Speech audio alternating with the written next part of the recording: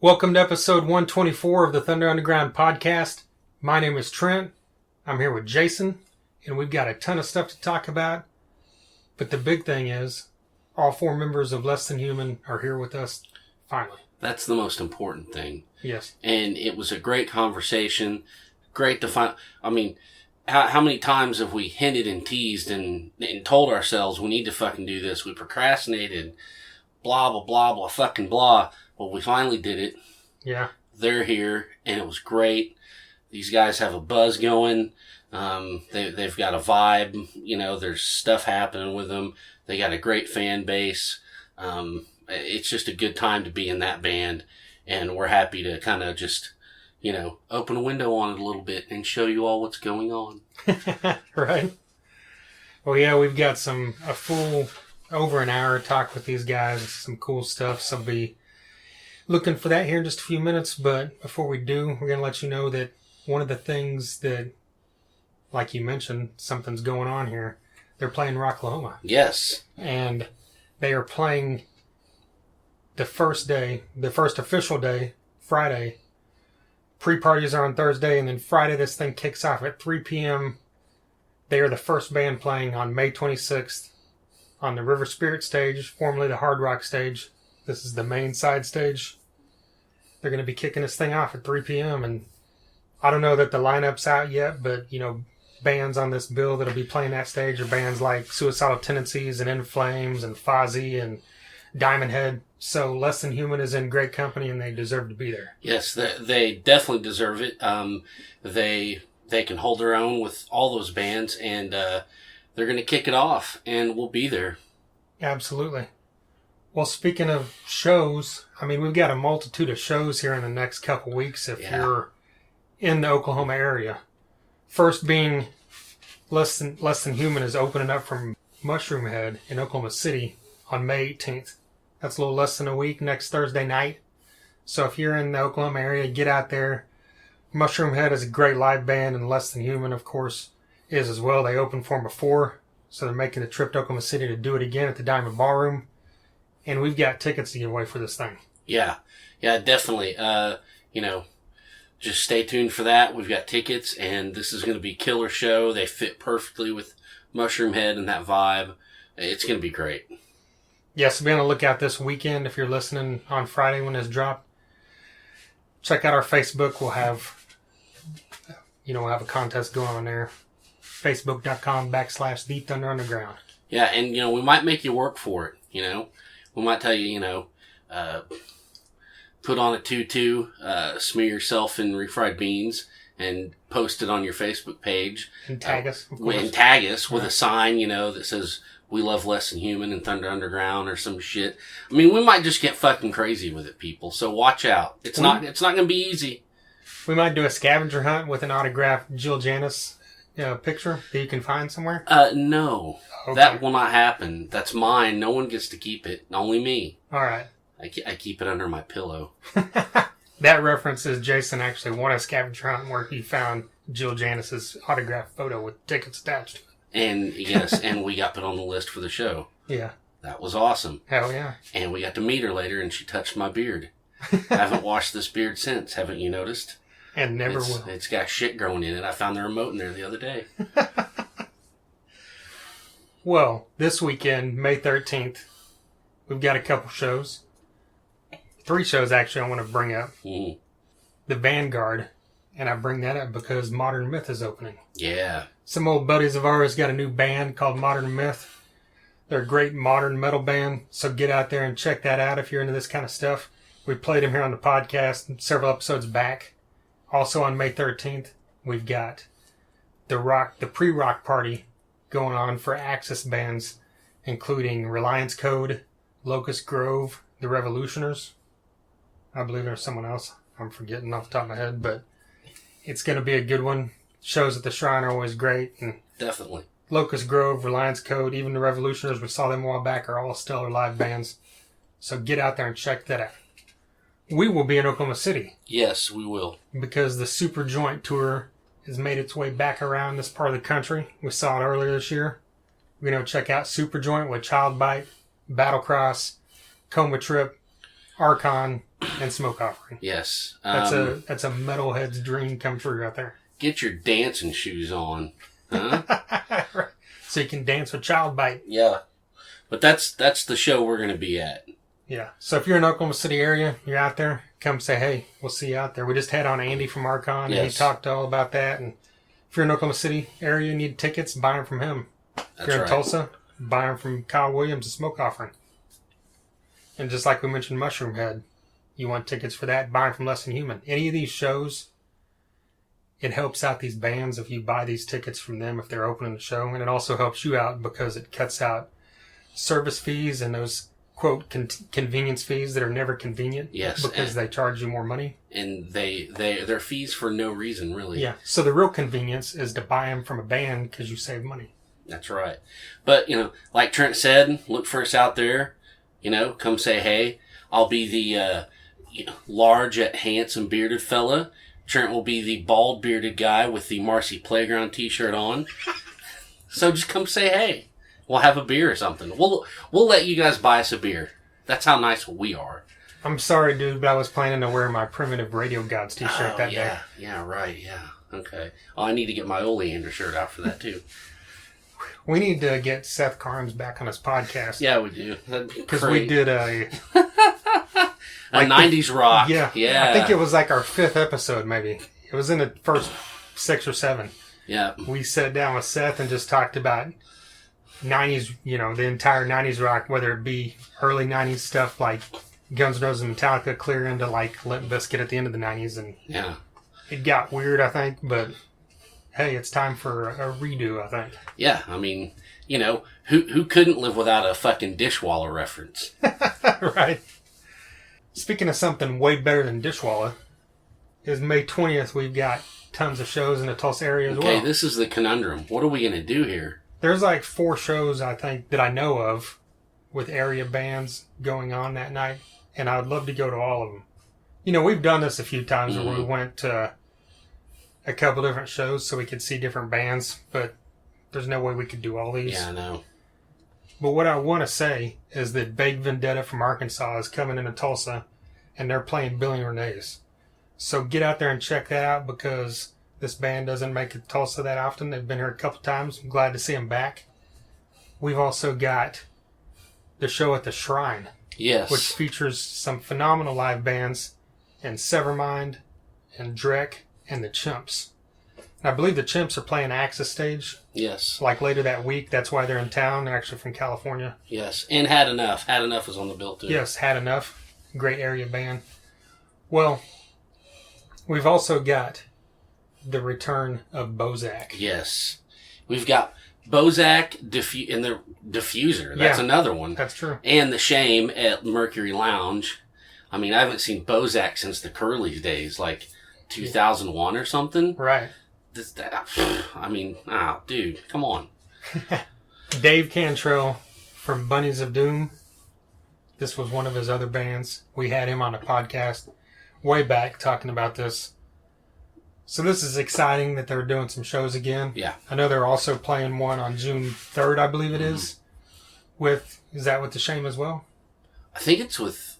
Or no, it might be with someone else. I want to say Senior Fellows. Oh, that's right. Yeah.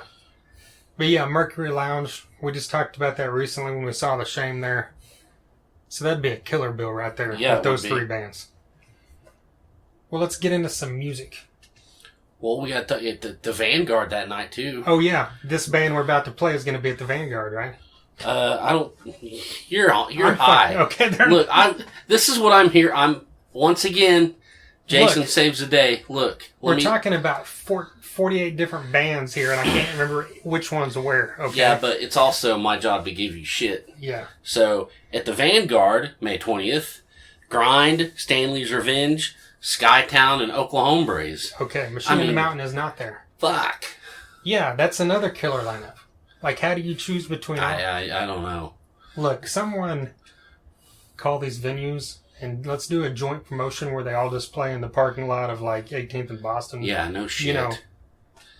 There's area out there in front of the Shrine, so bring all these other shows together, yes. And let's just have all 17 of these bands play in one spot so we don't have to pick. And let me also say something. Nobody has any fucking reason to be at home the night of May 20th. That's right. There's too much cool shit going on, too many good bands to support. Get out, go see one of them, any of them, it doesn't matter. Do something, support one of them. Hey, we might have tickets to give away that Vanguard show as well. That's right, so... Courtesy of Grind, so be on the lookout for that next week. Again, more work for you people. Yeah, that one will be even crazier than the Less Than Human giveaway. There you go. I like it. Now let's get into some music. I will permit that. All right. Machine in the Mountain has a song called Cyber Optics, and we're going to play it right now. Okay.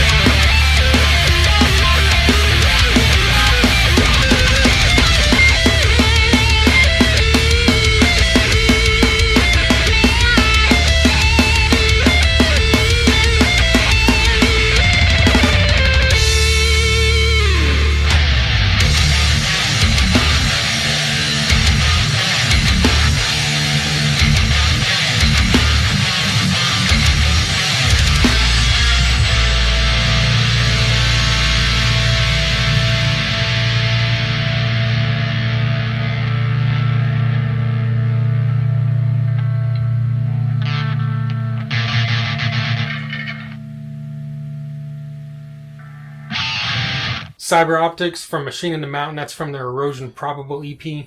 These guys now have 3 EPs out.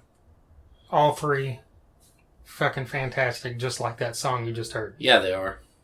And this band is a phenomenal live band. Just absolutely every time. It never gets stale. It never gets old.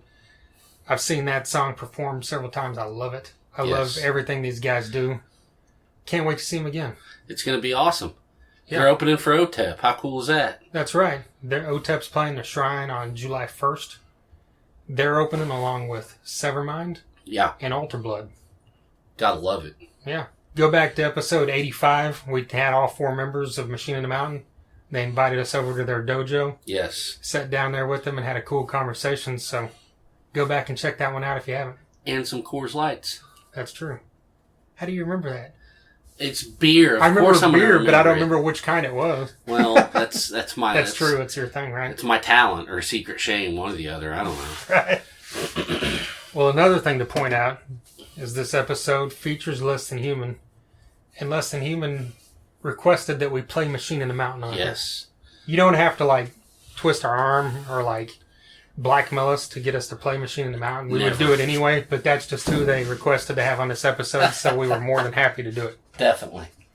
Well, do we have anything else we want to talk about before we get into this? I got one thing. Okay. I got one thing that I don't know if you read. It's about a band we both love, Buckcherry. Did you see where Josh Todd and Stevie D of Buckcherry have started their own band? No. Josh Todd and the Conflict. Okay. With other dudes, which kind of fuels the fire more that we heard a week or so ago about how Keith Nelson and Xavier What's-His-Face left, and they're doing shows without them. You know, Buckcherry's doing shows without them. So what's going on? Is that official that they're doing shows without Keith Nelson? I don't know. That's just what I hear on your favorite guy's show, Eddie Trunk. So I don't know what's going. Something's going on in the Buckcherry camp. The thing is, if they're doing shows under a different name, that's at least a sign that maybe they're waiting for this thing to shake out or something. Yeah. Who knows? Look, but I mean, Buckcherry's playing at Rocklahoma. Oh, that's true. So Buckcherry is one of those bands that always kind of, you know, some people either love him or hate him, I think. Yeah. I noticed that. And I've always loved him. I don't really care what people think about that. And I'm a huge fan of Keith Nelson. Like, I think he's like in that, he's got that same feel and vibe that guys like Izzy Stradlin or Billy Duffy had, where they're just kind of, they fly under that radar of when people talk about guys that just, that have this massive talent and ooze rock and roll. Yeah. But the name doesn't come up, and I think I think he's a massive part of what that band has always been. And yeah, definitely. You know, the writing and his writing with Josh Todd is perfect. They're one of those pairs. You know, so I can't imagine if Josh Todd tried to do Buckcherry without him. Yeah, that's not going to be that good. Well, and I like what you said about people either love him or hate him, and there's people out there right now probably rolling their eyes, but guess what? I don't give a shit. I love Buckcherry, and I've always thought they were a good kind of a, sleazy whiskey-soaked nod to the old school, Stones-ish, early Guns N' Roses type kind of, and they always get lumped in with all the fucking Nickelbacks and, 3 Days Grace. 3 Days Grace and all that fucking dumb horse shit. And I don't get it. And, they're just so much more different and better than that. And I don't know. I just, for them to go away like they did, 10, 15 years ago, and then to come back even bigger, that doesn't happen a lot, and I just really wish I could see him keep going. So who knows what's going to happen. I'm kind of bummed, but whatever. I mean, well, have they played any shows since this word came out? I have no clue. So maybe this is some shit that's just, I've heard it on the radio, but it's not been on any sites or anything. So I don't know. And it might not be in total keeping with the subject of the whole episode of the podcast, but I wanted to talk about it. It's our show. We can do what we want. A lot of people have listened to enough of our episodes to know that. Yeah. What's the thing you said? You said potpourri once? Yeah, but I mean, I don't know what the fuck. Look, we'll talk about fucking Buckcherry. We'll talk about glam metal. We'll talk about death metal. We'll talk about Swedish death metal. But yeah, that's what happens when you let me talk about country. That's what happens when you let me do these things sober. I went to Ray Wiley Hubbard last night, and it was fucking great. There you go. Snake farm, bitches. What's the line? I didn't snort the cocaine. I just liked the way it smelled. I think that's one of his lines. Yeah. Something along those lines. Yeah, well, Anyway, well, here's something that we do know as far as member shakeups. Yes. Is Dryvr. Yes, that's right. God, I would forget about that. And Dryvr recently announced that Eddie Green has parted ways with the band. He's their new vocalist. They played a few shows with him here in the last couple months. Phenomenal vocalist, formerly of Even the Dogs. They got together and it shifted Dryvr's sound into this heavier vein. And, things just didn't work out, but it's not a bad thing because, if you see their post, Eddie was commenting on it, and it's a mutual thing, and I don't think there's any bad blood. So no, it's nothing like that. These things happen, and you know what? A lot of the stuff isn't for us to know; it's for all them. And that's irrelevant. Yeah, you just have to respect that. But we were fortunate enough to see them twice with Eddie, and it was insanely amazing. And I wish all those guys the best, and hopefully. Dryvr can find what they're looking for, and so can Eddie. And so we'll just stay tuned on that. Yeah, and Dryvr currently is actively looking for a new vocalist. Yes, so you should go try out. I will. Okay. This coming week. With your screechy bat noise. Right? We could do a whole episode on that. Yeah. That's legendary. There's like 2 people listening to know what you're talking about. Well, I don't care. Yeah, we'll do an episode on that. Okay. It'll be when we play Consequences of Apathy. Which we should sometime. Fuck it, we should. Why not? Next episode. Okay, I'm going to hold you to it. When we have James Hetfield on here, we'll play that. Oh, well, okay, so we're never going to play that. Well, let's get into this interview with Less Than Human. You ready? Yeah, let's do it. All right, here you go, Chase, Colton, Brittany, and Josh of Less Than Human.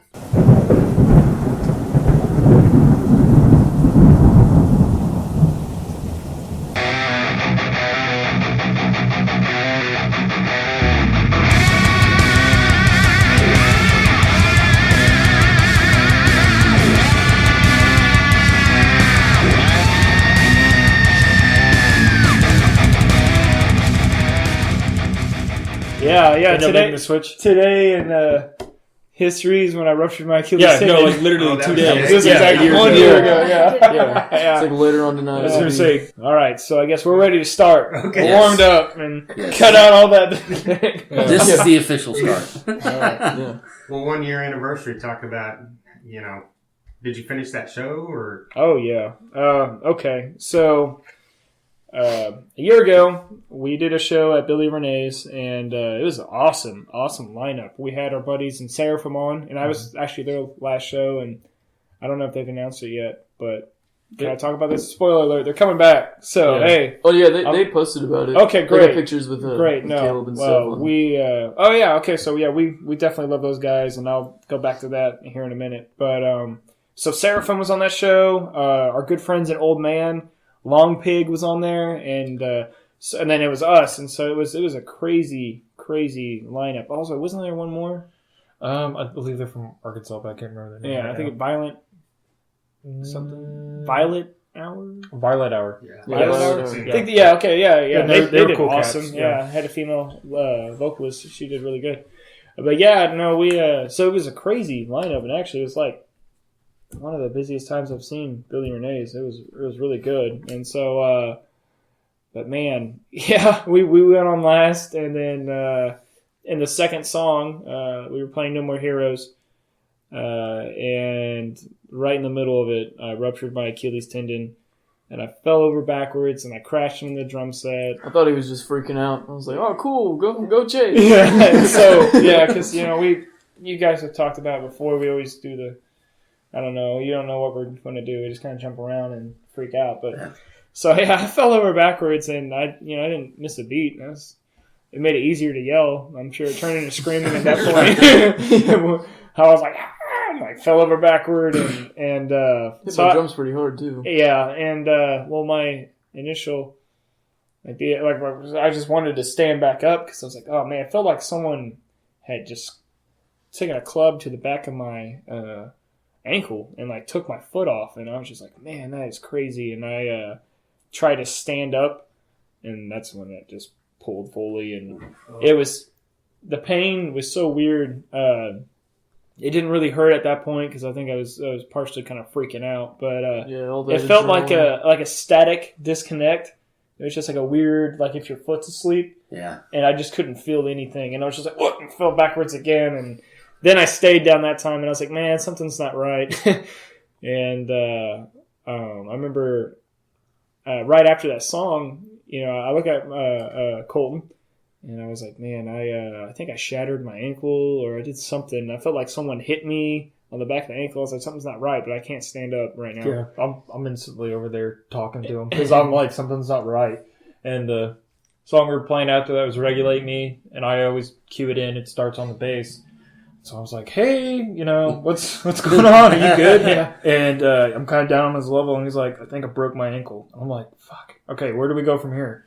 And he's like, we're just gonna kind of go on. We're gonna have to just kind of keep pushing forward. So just cue in the next song, and we'll see what happens. Yeah, I was just like, well, might as well just keep it going. And so we did Regulate Me, and then after that, I announced to the crowd. I was like, all right, I think I shattered my ankle at some point, but we're going to keep going because we got nothing else better to do. And so everyone got me a bunch of alcohol. That was great. That definitely helped. And I don't know if it helped with the performance, but it helped me. And we powered through the rest of the set. I think we played for like 30 more minutes. It was, wow. Yeah. And then went home, took off my boot. Brittany and I realized I didn't have an ankle. It's like you could push right through to my foot. It was like, weird. It was like Jello. You could like put. It was bad, and so I showed everybody, and then Brittany's like, "Well, we gotta take you to the hospital." So that was a trip. Made it there. They all thought I was crazy because I was super drunk, and I'm just laughing around like, oh yeah, I hurt my ankle and I'm some rocker and a local band, and then they're like, well, did you come right away? And I was like, no. Hung out for like another hour. And they're like, how? Why would you do that? And I was like, yeah, the show must go on. That's right. But I'm glad we did that though, because got a lot of mad props from it. To my surprise, I woke up the next day and everyone was talking about it on Facebook, and everyone wanted to hear the story and wanted to hang out. And we, surprisingly, at that point, I think that was the first point where we just got hit hard with a bunch of show offers. And then at the time, I didn't know what I was going to do. Yeah. I was, wheelchair. Yeah, I was like, well, I can't walk. And everyone, like, the whole summer, people were wanting us to do a show almost like every other weekend and all over. And I was, was really wanting to do, at that time, a show with, Machine the Mountain. We were going to go out to, was it Lawton? Yeah, they were going to be at the Railhead. Yeah. So we're going to have to hit those guys back up and try that again. But we'll have something coming up with them here pretty soon, too. They're awesome buddies. But anyway, so I had the surgery. I was in a chair, and we did one show. It was a benefit show for a friend of mine that had passed away, and so his some of his friends, our friends, and his mom asked us to come on and do the show. And Less Than Human doesn't do many benefit shows because I just don't think our music's very good for a memorial service. No. But it's just not always appropriate. And that was, I think, but we still get offers to do it, and I have a hard time saying no to that because, especially if you know the person. Yeah, it's always a good cause. Yeah, and you're like, all right, and you never know what kind of reaction you're going to get, though, because, everyone shows up. They may not like whatever we're talking about. Yeah. But so we did that show, and I was in a wheelchair, and it was definitely weird on my behalf. So I'm in a chair, and I'm used to every show I've ever done. I'm high energy, so I look really crazy because I hit the brakes on the chair, and I'm like headbanging and like trying to pop wheelies and stuff, and while I'm yelling. And after that. Got the offer for Mushroomhead. So I was laying in bed because I couldn't go to work. I was, bed rest for about 2 weeks or so before I finally got crazy and just wanted to go back to work, make money. And I decided I saw Mushroomhead was coming to Tulsa, playing at the IDL Ballroom, and grew up with listening to those guys, and that's really, really awesome. And I was just like, man, how wild would it be if we opened for Mushroomhead? So I'm sitting there, I guess, feeling pretty good. from the medications or whatever, and I just thought I'd apply for it. And sure enough, they were like, "Yeah, all right, you guys can open." And I was blown away, and we figured out our friends, and Oldman and Dryvr were hopping on the bill too, and we were excited. We were like, "Oh, dude, this is going to be a crazy show." And then we were like, "All right, are we going to do it in the wheelchair or not?" And so we all started thinking about, okay, what can we do to accommodate, or just kind of pull away distraction for the fact that I couldn't walk at all. So they're like, how can we make this weird type of illusion? And so we talked amongst ourselves, and I know even I was talking to Bradley the Starge from Bases Loaded one night about ideas like what we could do, or what would be cool, and he mentioned something about like a podium, and we had talked about like a podium idea. We were also thinking about building like a throne. I know I think it was Dakota Harrington that was going to try to hook us up with someone that could build a throne and be like Dave Grohl whenever he because that ironically that was happening around the same time, and then Axl Rose happened to him and he was using the throne, so it's like it's a good time to be Chase was just jumping on that trend, I guess. And so we ended up going with the podium idea, and so we were like, okay, I'm going to look like a total dork if I'm regardless, but if I'm up there with a podium if I don't do something about it. So at this time, we'd thrown the idea, usually every Halloween show, we would always get all theatrical and dress up anyway, and we always loved it. And Josh was like, man, we got to do this. And so I thought it was cool that, if I was dressing up looking weird to try to get people, to stop thinking about, okay, well, he's up there trying to do a balancing act. Like, instead, make it look like it's part of the show. And I thought it was cool that my band is as great as they are, and they were like they were like, yeah, let's do theatrics, it's time, let's do that, let's do something weird and different. And that was like the first show we did that was like actual theatrics and stuff. It was Mushroomhead. And we fell in love with it. Yeah. we knew that it was either going to go one or two ways. Either everybody was just going to be like, oh man, that's great, it's a wonderful direction, and or they weren't going to like it and they weren't going to be feeling it.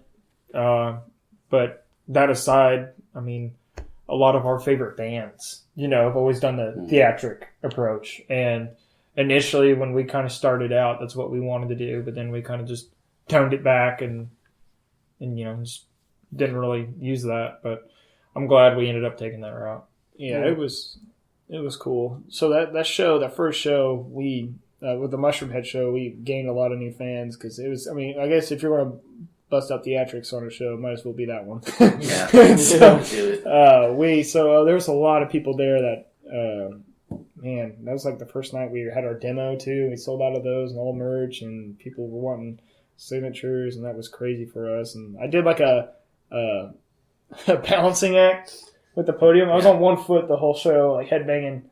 And my left leg was on fire. And old man Clank let me borrow his grandfather's cane to get on and off stage, and that was really cool. And it's just a fun show. Was a lot of people mistake me as a girl. Yeah, that was Josh's first show in a dress, and I had people coming up to me and being like, "Your drummer's got some nice legs." I'm like, "Hey man, you might want to go ahead and tab out now." I'm not into that. It was also our first show without a lead guitarist, and our friend Sean filled in because it was going to be my first show without another guitarist. So he filled in, and ever since then I've had the confidence to be up on stage by myself. Yeah, Sean Sanders used to be in Bad Guys and stuff, and now he's running Blue Halo Studios and all that. He's a cool awesome cat. Guy. Pretty good guy. Yeah. He recorded our demos and everything. Yeah, excellent guy. What's that? You said you've got the confidence now. Is it easy for you to not rely on that second guitar, or do you guys just feel like you don't need it now? Yeah, we definitely don't need it now. We're at the point. Brittany's like writing some of like the best music we've Yeah, we've we're done in a long time. currently in the process of writing some new songs for everyone. I know we at Mushroomhead, we also debuted a new song called Confetti Ass, and everyone liked that. And then we did another new song for everyone called Clover that at the Vanguard for the Pirates show, the Jack Cat and Those Right Bastards, and when they did their CD release, which is really awesome. That's a good CD. It's on Spotify now. But so we did one there. So I guess people want to hear new stuff, so we're definitely working on it, and we always like working on new stuff. We like to challenge ourselves, but the new stuff we're writing is a lot. We got like a lot more switch ups. It's a bit more technical and a lot more weird. A lot more weird and crazy, and that's kind of what we like doing. And so, who's the main riff writer, songwriter? Do you guys just all? Kind of all just We kind of all just do stuff. throw ideas in there, and with this, I just bang on drums and they tell me to shut up, and then they start writing. this new stuff actually is all coming from improv band practice. That's the way all of our best songs. That's how we write them. Is we just like to we'll run through the set list as practice, rehearsal, whatever. We'll get warmed up. And then afterwards, if we're feeling pretty good, we just keep going. And, man, 80% of the time will be really, really, really awesome stuff. Then we forget But we forget it. 'Cause, you just get carried away. And it's like one song's like 10 minutes long. And we're just rocking out, having a good time. And then at the end of that, everyone's like, man, that was great. And then... You're like, what'd you do here? I don't know. That was 6 minutes ago. Yeah. You need to start recording every practice. Yeah, we thought about that. We keep saying that. But every time, I don't know. One of these days we'll learn. Yeah. But the new stuff we have coming up will be pretty cool. I don't know. We might be playing it here pretty soon. So, what's the idea? Are you looking to put out like an EP or an album at some point? Well, we're not too sure about that. one of our things in the beginning is that when looking around. We noticed a lot of bands when they're starting out, their first primary focus is to put out an EP. That's what they really want to do, and that idea. I mean, it works for other bands, but for me, I was like, I don't really know. I think I'd rather just kind of obtain a following first and more be show oriented. So I really liked the approach of word of mouth. That was. That's what a lot of the old school bands did, and it just kind of leads kind of almost like a mystery to the band, So you have a whole bunch of kids who'd see us, and, we go wild, and they would just upload little camera videos on Facebook, and then, they're telling their friends, and their friends are telling their friends, and so it kind of turned into like a party, It was like, oh man, it's just a bunch of kids jumping around going crazy and making pretty aggressive music, and just kind of spread like that, and then before we know it... sometimes even, like, people that didn't even listen to metal would come out just because their friends liked us, and they started liking us. They keep coming out because they're having a good time, and that's, I guess, our main focus on everything. Like, even with the new stuff we're writing, sometimes, just depending on how the song goes, we're like, all right, man, that's really heavy, and that sounds really awesome, but are people, are they going to be able to relate to it or have fun? Is this going to be something live where people can jump around and want to mosh? Or are they going to sit back and just be like, oh, wow, And so we...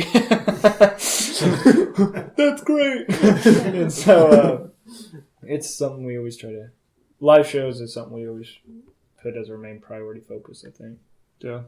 Well, you guys started doing house shows originally, right? Right, yeah. So, was that something was that one of your houses, or was it a friend's house? Like, how did all get rolling on all that? Okay, I was going to say, we had a couple at our house, but sometimes things would, get broken. Things started getting broken. Else's house. Yeah. And so we just kind of hopped, and we got a friend named DK, and we started doing shows at his place, and the best ones were at his place. Yeah. We'd go in the living room, we'd clear everything out, and we'd line the wall with mattresses. That's smart. Yeah, I like so that. because it soundproofs. Yeah. But also, you have these kids and they get all hopped up and they start bouncing off the walls, literally. Yeah. I mean, you got mosh pits and nothing's getting broken. They're bouncing off the walls. Like, it was cool. Perfect. And how his living room was set up, like you could peer into it from anywhere. Like the kitchen had like a little cutaway window, so if you're in there eating pizza or whatever or drinking, you could still watch the show. Yeah. So yeah, that was wild. And cramming like 20, 30 something young adults in a house to throw down, and it was really cool. I wish we would have filmed all that stuff, but I don't know. We're talking about maybe doing it again sometime, but we just can't.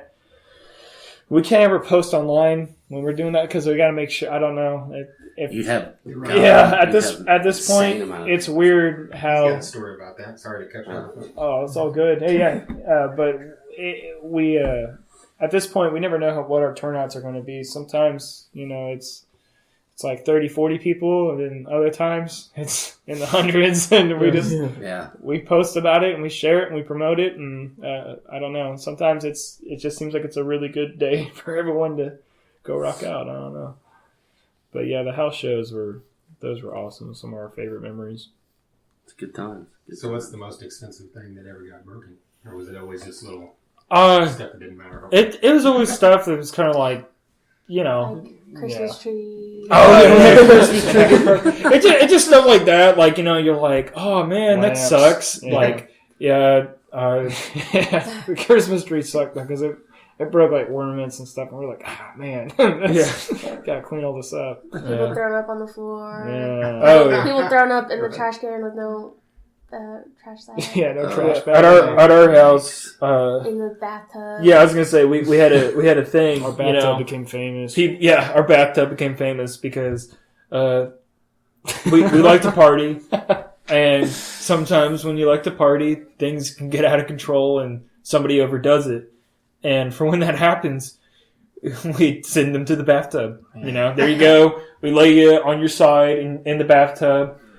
And you got a towel to use as a blanket, and you're going to sleep it off. And when you're done in the morning, you can hose yourself off. Like keep going and check up on them, and man, that was like one of the negatives. It was a guaranteed that one or two people are always going to end up in the tub. Yeah, at times we'd have two people. You got one person snake this way, snake the other way. And man. It always.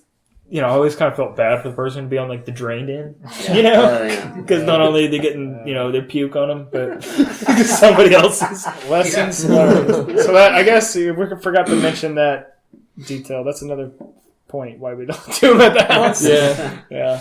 Well, you still did the Halloween shows at someone's backyard. Oh right? man. Okay. So yeah, let's talk about that. That show was freaking awesome. Obscured Sanity. Now we're good friends with them. We actually.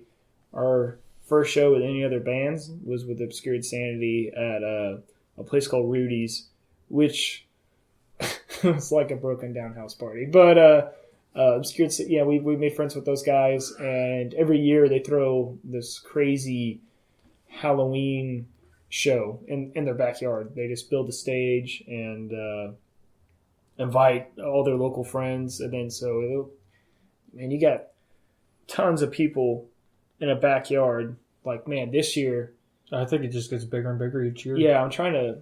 We're gonna have to start looking for a venue before long. Yeah, well, last year we talked about like, okay, next time we do this, we have to have a venue because there was over 100 people in a backyard. Like, it was crazy. The cops were called multiple times. The police were out front watching the show. Yeah, I was gonna say they were cool about it though. Yeah, it was funny because they were like, actually, the complaint came from a couple of blocks down, so they can hear you. It was like, oops. No, everyone turned up their gear like we were in a venue, and we disrupted every neighbor, I'm sure. it was chaos, but man, that show was one of my favorite ones. And Brittany helped with building the stage. The stage is really cool. They built the stage. Usually they don't have any lights, but I have a whole bunch of like Halloween lights, and I decorated the whole stage with it, so everything was lit up, everything was colorful, and especially at night, it looked really cool with all Brittany's lights. So what were our outfits? Josh was Cat in the Hat. Yeah, I had a Cat in the Hat onesie that was really small and it like snugged up on my butt. But and I was Stimpy, and Brittany was Ren from Ren and Stimpy. Was it? Yeah, you were. Was I? Oh no, you were Alien. That was another show. I was you were, like an yeah. alien girl. Oh yeah, I was Alex from Clockwork Orange. Like it was a fun time.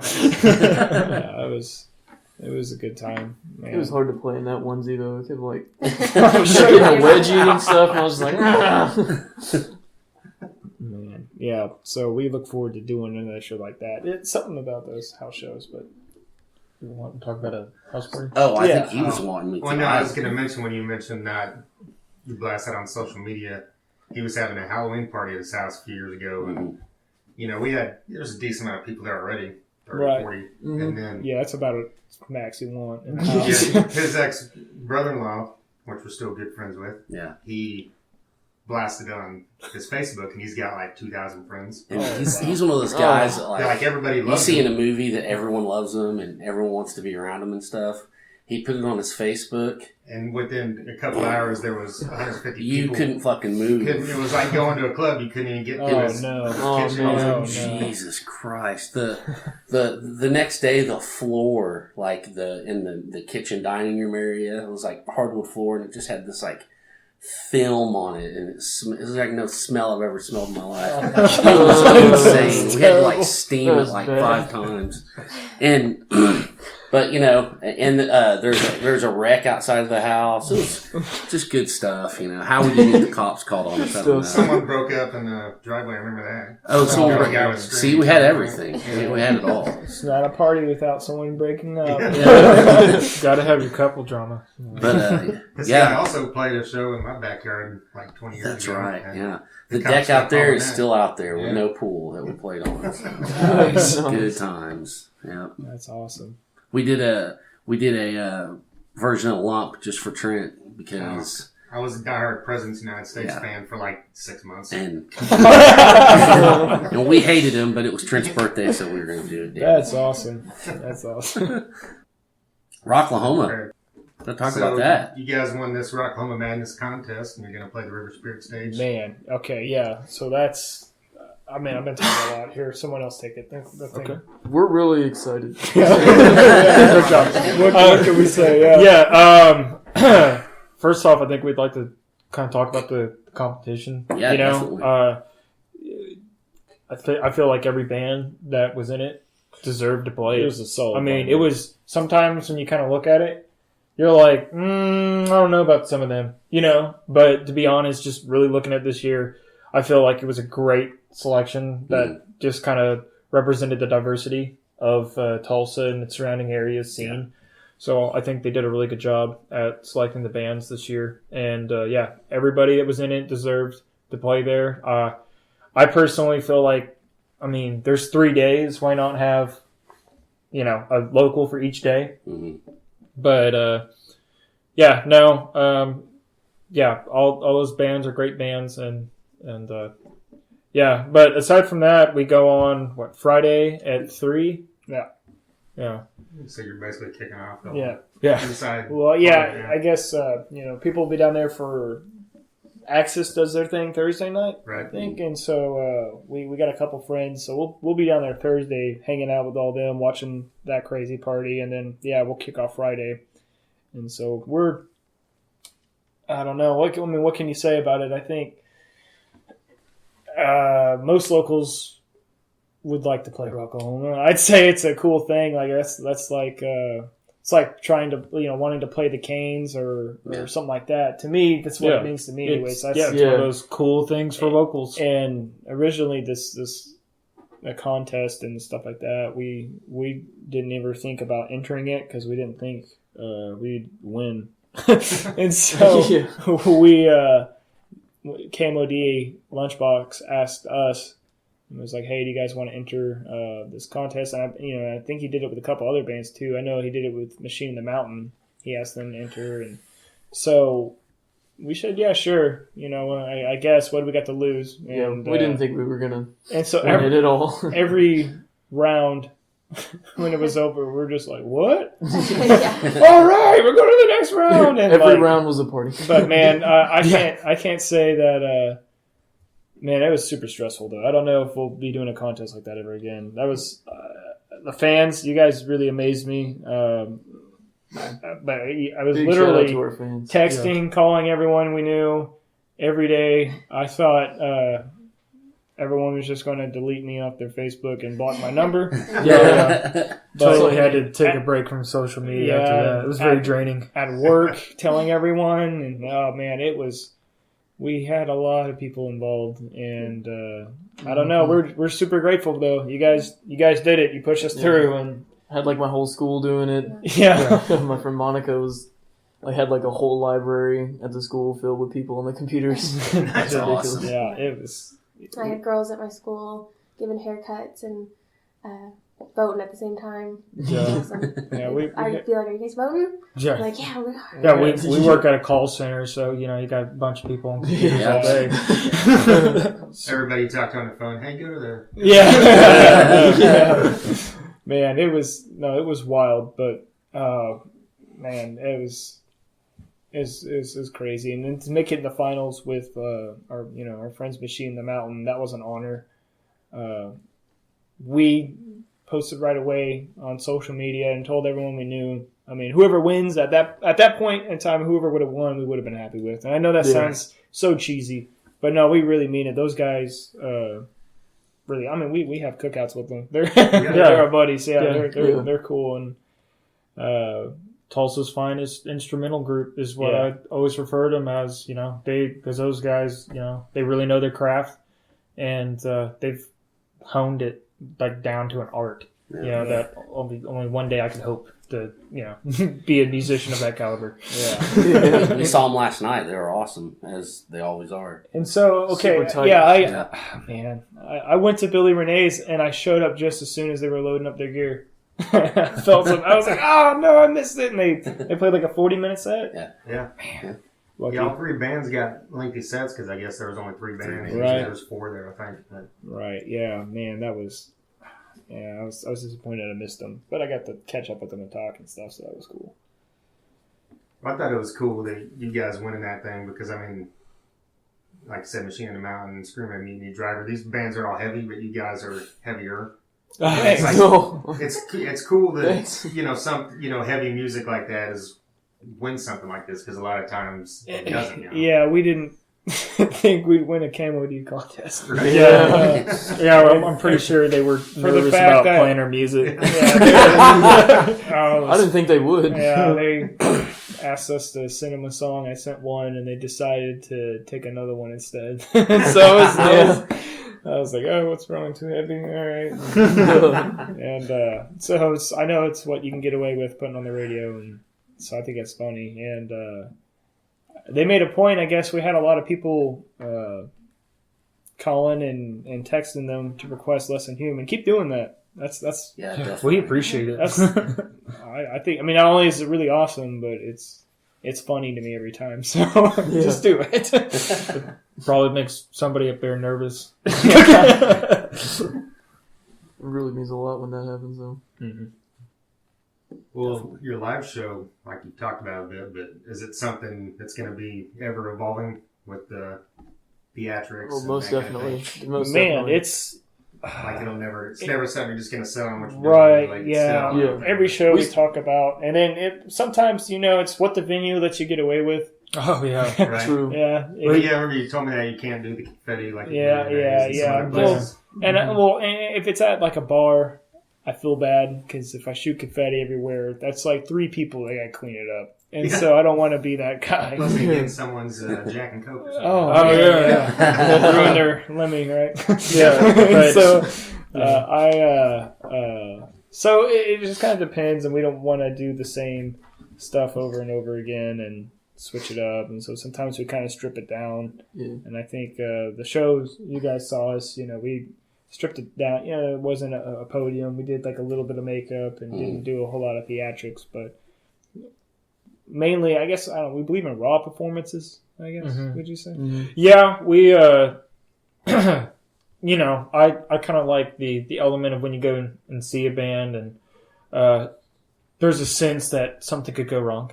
I mean, not to dog on, people who use backtracks and stuff like that. I mean, that's cool. It perfects their sound. It gives a really nice, precision to what they're doing. I particularly like it with industrial, so they can throw in all sorts of cool samples and stuff. But as far as us, I like to try to dodge that kind of approach because I want it to feel raw. I want the audience to be like, oh, where is this going? At any moment we could get off time. At any moment we could mess it up. But I think it's part of it being vulnerable. It's really just has open on display, and I think it helps draw people in. It's authentic. Yeah, so. It is for sure. And then if you fall down while you're playing bass, people think it's part of the show. Yeah, there you go. Yeah, you fall down, hit your head, and you got to keep going. Yeah. Do we have any other weird injuries that has happened on stage? I hit my fingers on my drums and blood splatters everywhere all the time. We've had Colton. He thought it was a platform, and then he fell between these speaker cabinets and really screwed up his leg one time. Yeah. One show, they had they had these speakers out front, and I was a little inebriated, and I thought they might have been platforms, and so I stepped out onto them, and my foot missed, and so I went about for a foot drop with a straight leg. So when it hit, my knee just kind of locked up there for a second, and I'm like, yep, okay. Get back up on stage, and then it was probably 15 seconds later, it just kind of gives out from underneath me, so I just kind of rolled around for a bit. Got some cool pictures out of it, though. Oh, yeah, great pictures out of it, and everyone's like, wow, look how crazy he's going, but I'm just like, oh, my leg. Our coolest pictures are always when we get hurt. So. After one of our shows, I had a girl who had my baby doll, and thought she was coming to give it back to me because, I wasn't giving that one out. And I went to grab it, and I grabbed it, and she yanked it back, and I fell off stage, and I still have a giant bruise on my leg. I was still bitching out all day. Jumped off stage to get it back. Yeah, I was like, just give me it back. And she was like, okay. There's certain stage props that, if we're going to throw something out, it's we sign it and customize it, make it cool. We did a couple of them like that before, and it's baby dolls. This is a Britney's thing actually, and I think we have a baby doll that looks like Josh coming up that might be thrown out at a show. That's Josh's baby. Yeah, I got a baby doll and it literally has blonde dreads. I found it and I was like, oh my god! But stuck a screw in his we can't. People see that and then I guess they just sometimes assume, hey, it's up on the stage. The two that I keep on my those are special. We can't just give away everything. Can't part with those. Then we're broke. Sometimes I'll throw drum heads out that we all sign and stuff and doodle on it, and there's still blood on it from a couple shows. My fingers. I think probably my favorite thing we've ever thrown out, and I think y'all know where I'm going with this, is at the Mushroomhead show. Oh, man. So the tickets for him to sell... Josh decided to get crazy. Josh decided to get crazy, because it's at the IDL, and they're stressing it's 18+. So we're like, all right, so everybody here is going to be an adult, right? So at the end of our set, Josh is in a dress. He stands up, and he turns around, and he moons the crowd. They instantly kill the house lights. So we wait. And they turn him back on, and Josh moons him again and throws his underwear out. Yeah. So we signed that underwear. It was some ugly little whitey tighties. Yeah. I don't wear whitey tighties, but I did just for that. And we for the record, they're sweaty. Yeah, for the record, they're sweaty. They're sweaty. I think they stuck to someone's face. No, DK's roommate caught it and then threw it at DK's girlfriend's face, and she was like, "What the fuck?" Yeah, that was great. Sorry, Jackie. That's probably our favorite thing, I think, that's ever gotten thrown out. But yeah, I mean, if it's 18+, might as well give them something that's 18+ worthy, right? They can handle it. Yeah. They're all adults. See some man butt. Well, they thought you were a girl. Might be a girl butt. I don't know. Girl butt. Man, maybe that's why all our merch sold. We got to get you doing that more. I know. That's why they're talking about his legs. Yeah. Well, speaking of Mushroomhead, you guys are opening up for them again, coming up in Oklahoma City. Yeah. Oh, yeah. And that, oh, man. So this time it's going to be at the Diamond Ballroom. Super stoked. And the biggest venue we've played would be the Vanguard or IDL. I don't know, whichever one. Vanguard's bigger. Vanguard? So. All right. So that's what we're... That's big to us. and the fact that we're going to be on stage at the Diamond Ballroom is super, super crazy. I don't know. We're nervous, excited, and then 1 week later we're doing Rocklahoma. It's busy. May's busy for us. That's good though. That's great. We're gonna sell a lot of tickets though. Yeah, So if you guys want tickets, hit us up, please. Yeah, $15. Yeah, if you want tickets for Mushroomhead, hit us up. We'll drive to you. Yeah, no, we will deliver. Save you some gas. We don't care where you're at. We'll fix you up.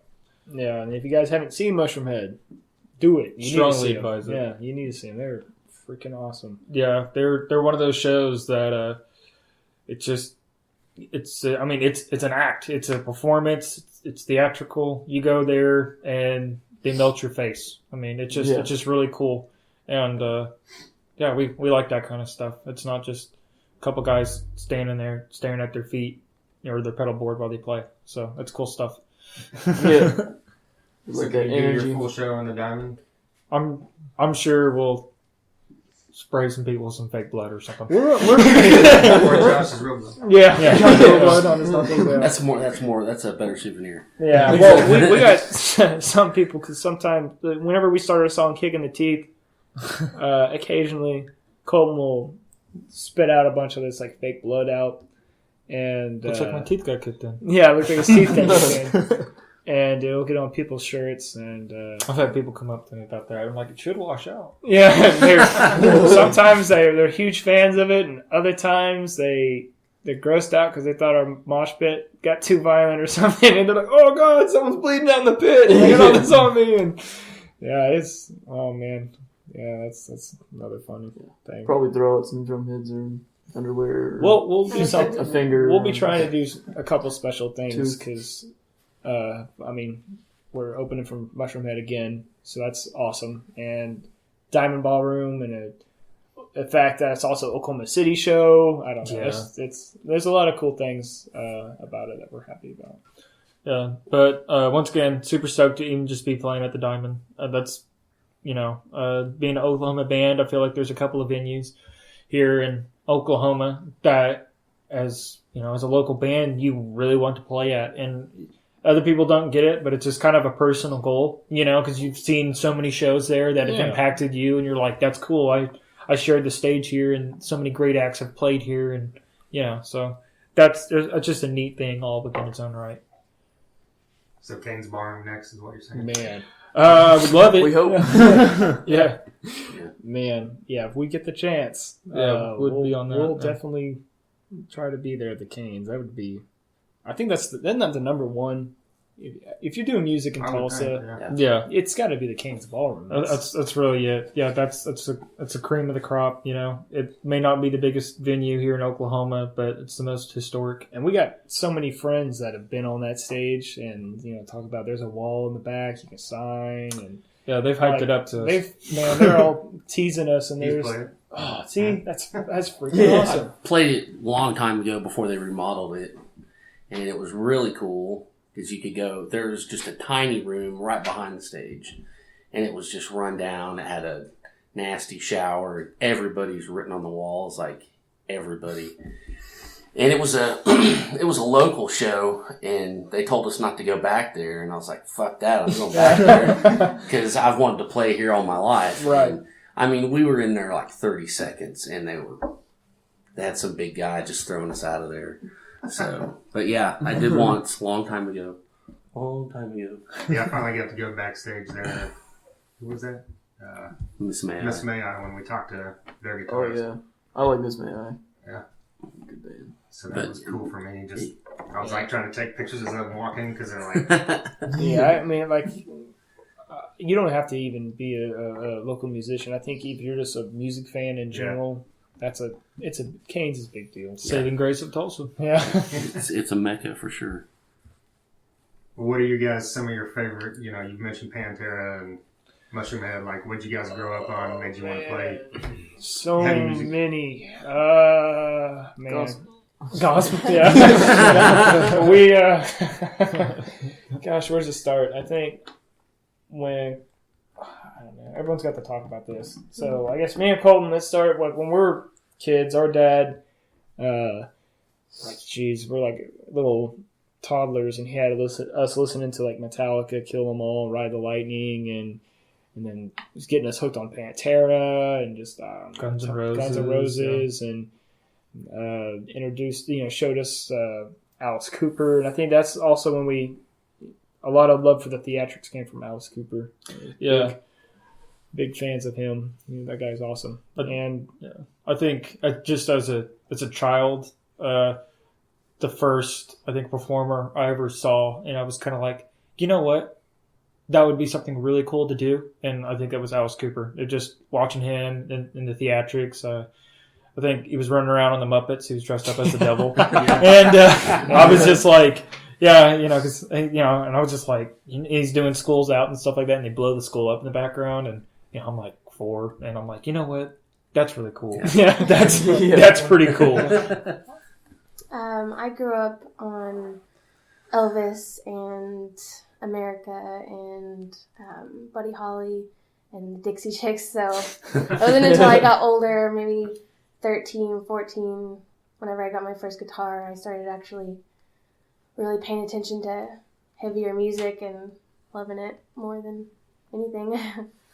And one of my biggest inspirations is Wes Borland, just not the way he... not necessarily his sound or anything, but just his uniqueness that's what I want to be, like Head and Monkey and Wes they all have their own unique sound, and that's what I want to be. I want to create my own sound where people know when I'm playing, just like them. I kind of grew up on a lot of like old like rap. So that's what my mom would listen to and stuff, and a lot of like country. I don't like country anymore, but when I was a kid, it was all right.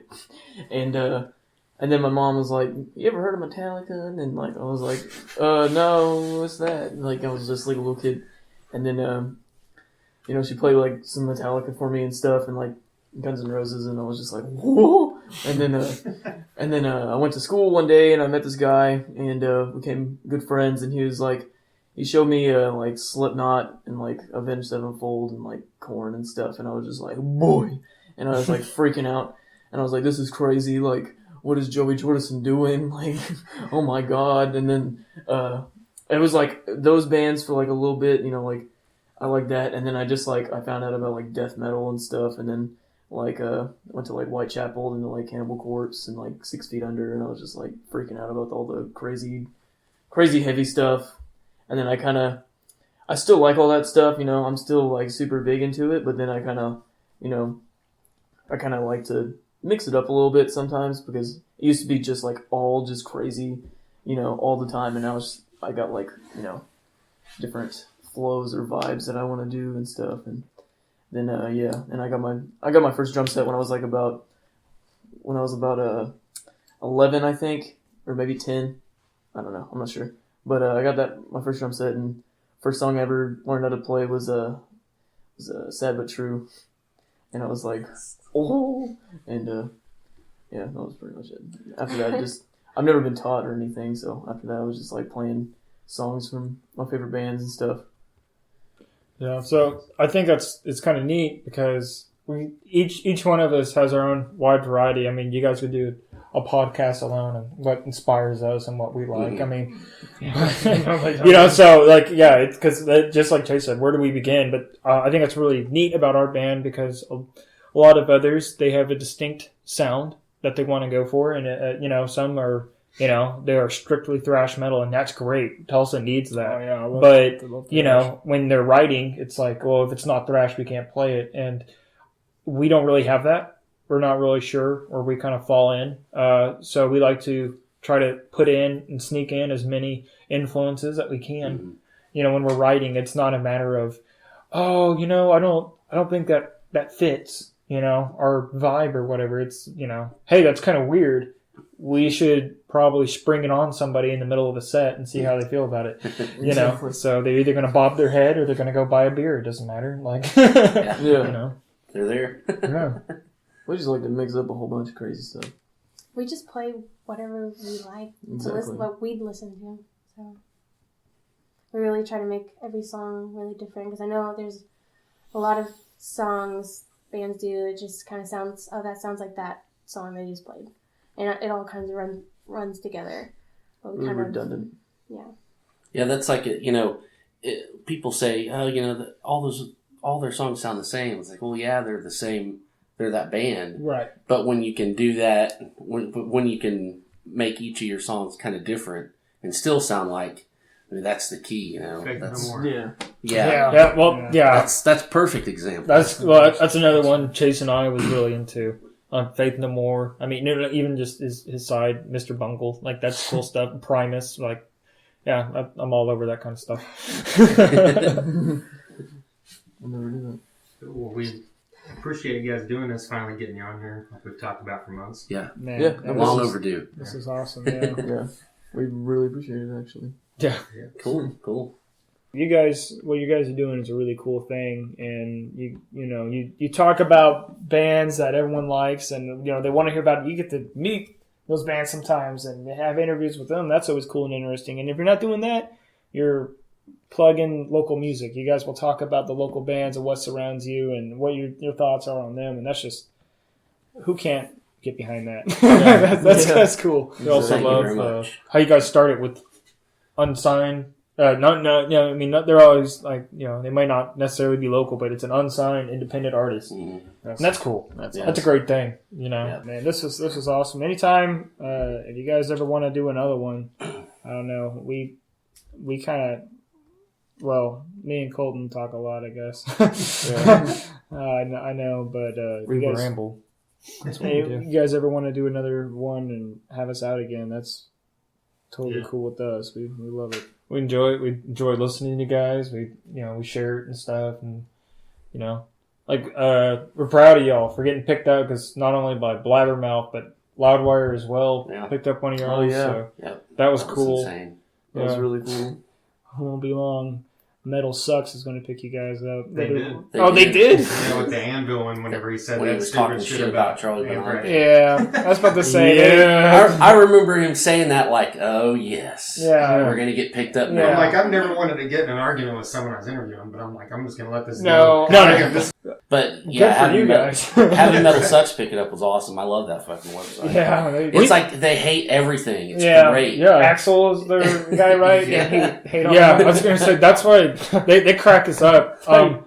If we ever get to that level, where we have somewhat of success and actually have like a release party that these people who make these critics who have to act like they give a shit because somebody's paying them to, like when you serve them the beer and they come in, they listen to the album first. The day they're there, I'm gonna shit my pants. I'm gonna shake Axel's hand. I can't wait. And I'm like, I can't wait for you to rip me a new one, man. And he's gonna be like, "What are you talking about?" Like, I'm like, "You're gonna hate us." That's how you know you made it when Metal Sucks rips on you. Because we read them and laugh, and a lot of people get real bent out of shape over it. You just going through the comment sections on that is pretty cancerous. It's pretty wild. I was ready for them to say these two guys interviewing them suck, but they didn't comment on that, so I was going to say, because we played out there, and I think how many people did we had 30 people from Tulsa follow us. That blew our minds. That was and awesome. that was our first time in OKC. We had 30 people from Tulsa, and how many people we had from OKC? What was our turnout? We had like 50 or 60? Yeah, we had about 60. And then, was it on a Sunday? Yeah. It's pretty good for a Sunday night, Thunder Alley, our first time playing in OKC. We thought we were going to be playing for 10 people. Yeah. It was cool. Like, the name itself is big on term. What it means to be less than human. So it's like, I hate bullying. I hate people that are like racist or whatever. They try to tear someone down because that's just something they can't control. Maybe their religious belief, whatever. Just let people be. Yeah. And so, less than human.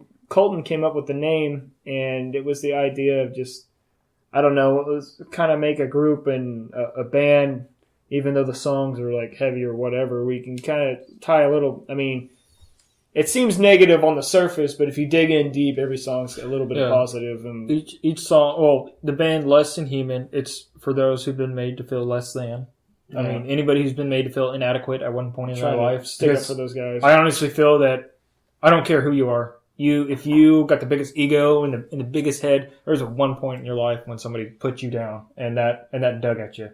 You know, fortunately for them, they're able to bounce back. There's some kids who don't get to do that. Yeah, some people don't have. I mean, now, was I traumatized or bullied? No, not at all. But I've seen others. We stuck up for a lot of kids. Yeah, stuck up for kids like that throughout high school and whatever. And it's just, I just don't think it's something I'm really against. And there's some people that can't really escape it. Like their whole lives, they just it doesn't just end at high school. So that's why at our shows, even if it's heavy, we encourage everyone to come out, and everyone to just open your mind, try to have a little fun, and just get rowdy. And man, that's been working. And then you know, hang out, talk to people after the show, whatever. And some people like to make it this is a very exclusive thing. Don't show up unless you're this way, and you have to dress a certain way. And and listen to a certain category. You could listen to you could not even listen to metal at all, and then just like us, and we'd be totally cool. Yeah, I was gonna say, a lot of people come up, they're like, I don't listen to metal, and they're like, but gosh darn it, that song Regulating Me got me grooving. Oh yeah, they like Regulating, but everyone and they like the grooves we'll throw at them, and they kind of just feel that, and they're like, hey, I can bounce to this, and that's shake my booty to it. Usually when we get put on a bill, we like to. I mean, sometimes we stick out bad, like a sore thumb, usually. If old man's with us, we feel right at home. Because they're freaking wonky and fun too. They're so much fun. I love watching them. We also have a decent following of people who like to show up and support us and plaster our name everywhere, which is great. We love it. But it was just weird watching that shift happen, because at one point, we'd go to play and everybody would just fucking hate us. And, we were just like, okay. And it wasn't like what did we do to change that? We didn't. We were like, well, we're just going to keep playing our music. I think we got... The drummer's decent. Yeah, the drummer's decent. But, man, the band is good, but that vocalist, he needs to just, what's he so angry about? I'm like, do you have to yell every song? I'm like, yeah. I'm really surprised that I don't get more old hate, people. because I know that, there's a lot of sexist old men who think... Actually, yes. That's one of the things that people would try to discredit, because they're like, they got a female guitarist. Like, dude, that don't mean shit. Like, you'd be surprised. She'll whip your ass on guitar. Get out. Go home. Get off stage, or or even before we get on stage, and they'll, you guys are Less Than Human, and we'll be like, yeah, and we introduce ourselves, and they'll shake our hands and leave Brittany out. That's happened so many times. That happens a lot. I'm just like his girlfriend. And it's yep. like, what do you like? We're still like shoving Brittany to the front, like, this is our guitarist. I'm just like, I don't give a shit about you guys. You just. Yeah, you blew it. Yeah. We had Lola from Redneck Nosferatu on here, and she said that several times she walks in a venue and they're like, girlfriends in the back. Yeah. That's a shitty feeling. It is stupid.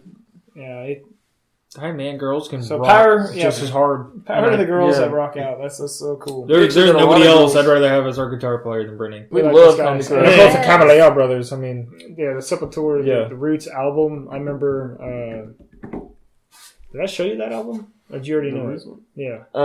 I think I knew about it, but I never really listened to it. I just remember I was playing it like crazy, and as soon as I saw it was getting announced, I remember as kids. Yeah. We all called it Sepultura. Yeah. Sepultura? You gotta forgive us. We're, a couple of young kids in the suburbs, Have you heard of the Sepultura Roots? Like, but you know what? It's Slade. Yeah, it was just badass. Yeah. Then Soulfly. It was such a good show. Well, there you go. All 4 members of Less Than Human. Want to thank them for taking the time out of their day to come over here. They came over to... What did you call it? The Thunder Underground Compound? The Compound, yeah. There you go. That's right. They came over, sat down. We just had a nice talk. We actually talked to them for probably over a couple hours, Yeah. you know, because they're just, as you heard in that, you know, great personalities, all four easy to talk to.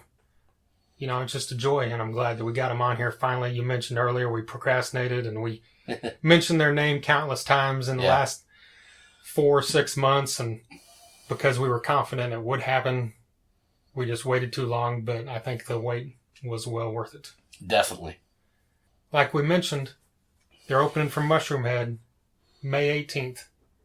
That's this coming Thursday. Get on our Facebook and like us, follow us, so that way you see this contest, which is coming this weekend. We're going to be giving away several tickets for this show. Yep. Courtesy of Less Than Human. It's at the Diamond Bar, which is always a fun time to see a show. So get your ass down there to do it. And like Jason said earlier, it's going to be some crazy shit. You're going to rub hummus on you. I can't remember what he said you have to rub on you. Wasn't hummus. Oh, I don't Oh, it was know. refried beans. Oh, yeah, refried beans. I was in the right area. Bean Wear a products. tutu, Yeah. you know, maybe stretch a cock ring out really far and put it around your head. That's what needs to happen. You know who's going to win this contest now? Who? Either Dakota or Trevor. Yeah. They're the only two people that would do this. Hey, as long as there's pictures. Right. Well, like I mentioned earlier, we played Machine in the Mountain, episode 85. Less Than Human. We're glad to finally have him here. Yes. I don't think we got much else to say, do we? No, just, you know, there you go. There's what it was, and, you know, Facebook, Are you drunk? Instagram, kind of am. Well, That's yeah, kind of the point. We could mention that stuff. Goddamn. Follow us on Facebook.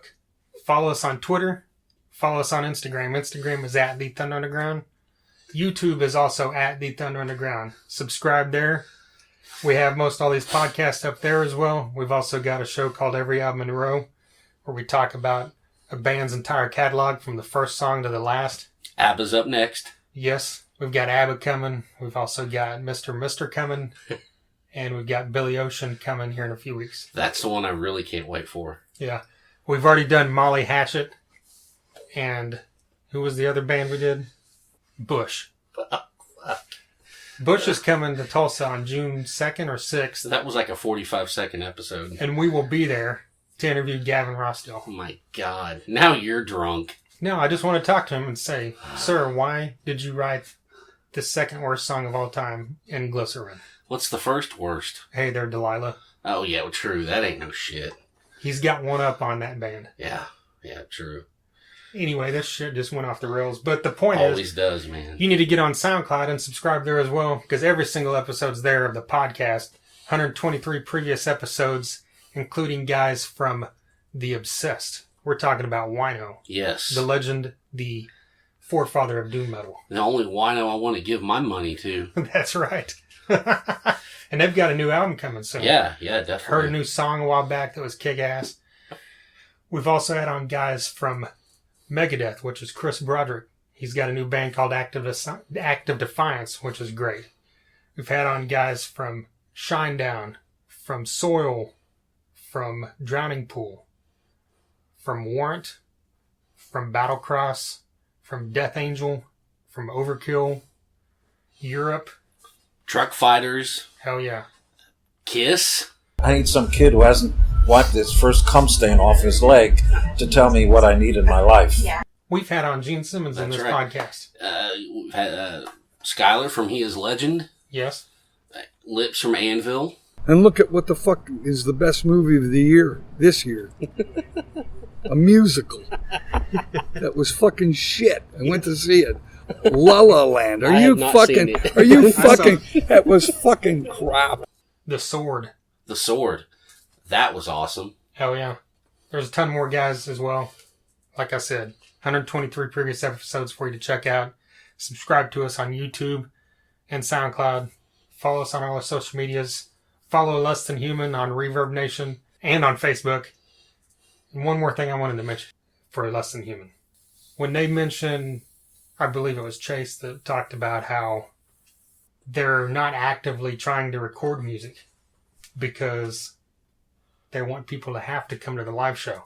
And when he first said that, I'm like, that's kind of weird. But as soon as you thought about it for more than 5 seconds, you're like, that's genius. That's Gene Simmons level marketing genius. Yeah, it is. I mean, because these days it's all about the live show. Yeah. And the fact is, like you mentioned early on, these guys have a great following and they put on a stellar live show. And people already, they have a buzz in this town. Mm-hmm. People talk about their live show. Yes. So for them to, make it even more important that you come because, hey, if you want to hear Less Than Human music, there's like 3 songs on the Reverb Nation that they did demo versions of. Yes. But they're putting off recording like full-on versions of these songs so you'll come see them, and it works. And you want to come see them because they're fucking great. It's a great idea. Yeah. And so it's kudos to them. Forward-thinking, and it's, the way things are going, really. I think that sums it up. It does. It sure does. I'm not saying anything else. You suck. I'm proud of you. Until next time. We can go back to talking about muscular frontman if you want. Oh, man. Who was talking about you? Oh, boy. Your physique. Am I like a Till Lindemann buff? No. Well, they were talking about Doyle, and they were talking about how great shape he was in. Oh, and I was man, like, it's ridiculous, yeah. you see everything. Did you see did you show them the picture we took with Doyle? No. It's towering over us. Oh, man. This is ridiculous. He is the real-life Frankenstein. Thunder Underground, y'all.